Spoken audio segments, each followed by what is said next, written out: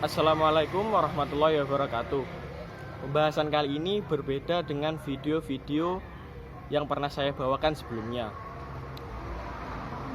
Sebagai seorang mahasiswa sejarah maupun sejarawan, pasti tidaklah asing dengan istilah, yaitu istilah arkeologi. Arkeologi merupakan salah satu cabang dari ilmu sejarah yang mempelajari kebudayaan masa lalu melalui kajian sistematis atas data bendawi yang ditinggalkan.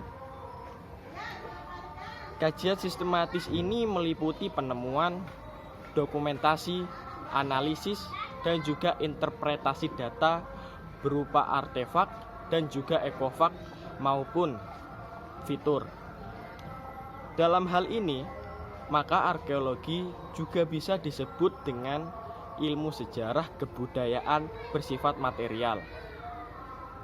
Terus apa pentingnya arkeologi? Pentingnya arkeologi dalam pembelajaran sejarah ialah mempermudah penggalian informasi pada suatu permasalahan dalam sejarah. Dan sebagai arkeolog tidaklah asing dengan istilah ekskavasi. Ekskavasi adalah salah satu teknik pengumpulan data melalui penggalian tanah yang dilakukan secara sistematik untuk menemukan suatu atau himpunan tinggalan arkeologi di tempat yang diteliti. Dengan ekskavasi ini diharapkan akan memperoleh keterangan mengenai bentuk temuan, hubungan antar temuan, hubungan stratigrafis, hubungan kronologis, tingkah laku manusia pendukungnya, serta aktivitas alam dan manusia setelah temuan tersebut terdepositkan. Kesalahan yang terjadi dalam ekskavasi menyebabkan salah interpretasi sehingga para pelaksana perlu memiliki pengetahuan teori, metode, dan teknik yang memadai.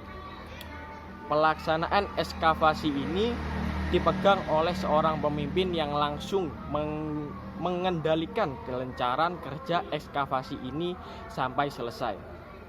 Oleh karena itulah, seorang pemimpin dalam penelitian ekskavasi ini harus memiliki kemampuan ganda, yaitu harus bertindak sebagai ilmuwan, organisator, administrator, dan ahli pelaksana teknis, dan tentunya skill yang memadai.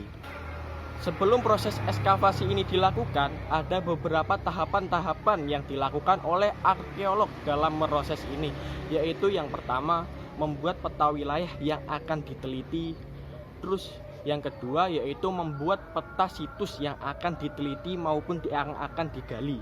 Terus yang selanjutnya nomor 3 yaitu menetapkan keletakan kotak yang akan digali agar tidak menimbulkan sesuatu yang tidak diinginkan.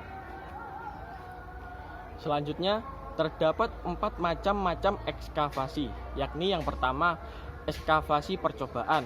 Ekskavasi ini bertujuan untuk memperoleh gambaran jumlah dan keragaman tinggalan, kedalaman lapisan budaya, dan juga jenis lapisan dari tanah.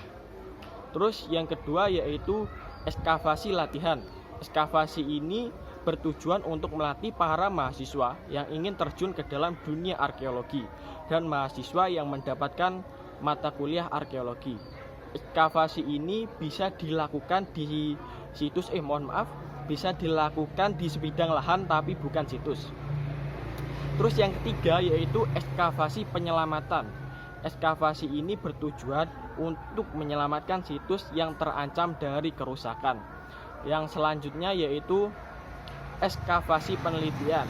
Ekskavasi ini bertujuan untuk melakukan penelitian mendalam. Umumnya dilakukan oleh para peneliti arkeologi yang sebenarnya. Dilihat dari luas liputannya, ekskavasi dapat dibagi menjadi 2 jenis, yaitu yang pertama, ekskavasi total, atau bisa disebut dengan ekskavasi yang dilakukan secara menyeluruh tanpa ada proses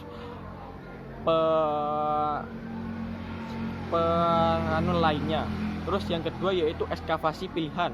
Ekskavasi ini dilakukan dengan memilih tempat-tempat tertentu di suatu situs untuk memperoleh data yang semaksimal mungkin dengan waktu pelaksanaan yang terbatas.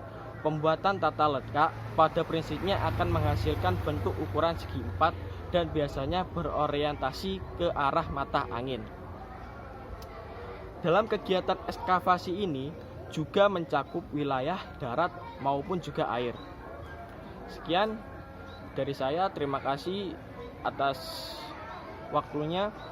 Mohon maaf jika ada kesalahan kata. Wassalamualaikum warahmatullahi wabarakatuh.